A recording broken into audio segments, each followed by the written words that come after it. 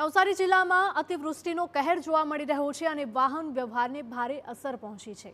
કુલ 160 રસ્તા વાહન વ્યવહાર માટે બંધ કરવામાં આવ્યા। જિલ્લાના તમામ 160 બંધ રસ્તા પંચાયત હસ્તકના માર્ગો છે।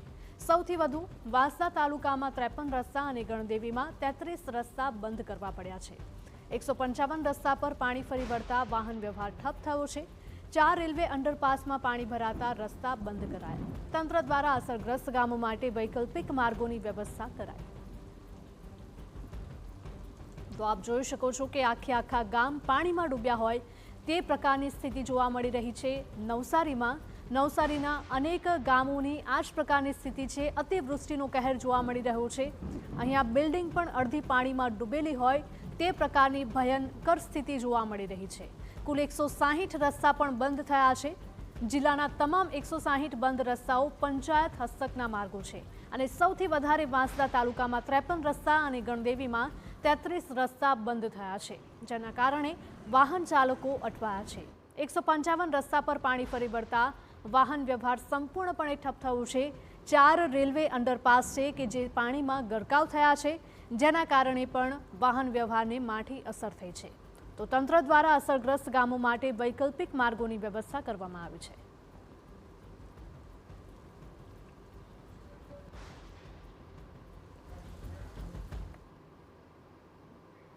તો નવસારીમાં અતિવૃષ્ટિના કહેરને પગલે વાહન વ્યવહાર પ્રભાવિત થયો છે। માર્ગ અને મકાન વિભાગના કુલ 160 રસ્તા બંધ, સૌથી વધુ વાંસદામાં 53 અને ગણદેવીમાં 33 રસ્તા બંધ થયા છે। ચીખલીમાં 32 રસ્તા, નવસારીમાં 20 રસ્તા અને જલાલપુરમાં 18 રસ્તા બંધ થયા।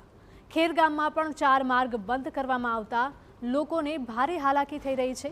155 રસ્તા જળમગ્ન થતા વાહન વ્યવહાર પણ બંધ કરાયો છે। 4 રેલવે અંડરપાસમાં પાણી ભરાઈ ચૂક્યા છે, જેના કારણે અંડરપાસ પણ બંધ છે। તંત્ર દ્વારા વૈકલ્પિક માર્ગની વ્યવસ્થા કરવામાં આવી છે। તો નવસારીમાં અતિવૃષ્ટિનો કહેર જોવા મળી રહ્યો છે અને જ્યાં જુઓ ત્યાં બસ પાણી જ પાણી જોવા મળી રહ્યું છે। ફક્ત નવસારી જ નહીં પરંતુ ગ્રામ્ય વિસ્તારોની પણ કંઈક આ જ પ્રકારની સ્થિતિ ઊભી થઈ છે।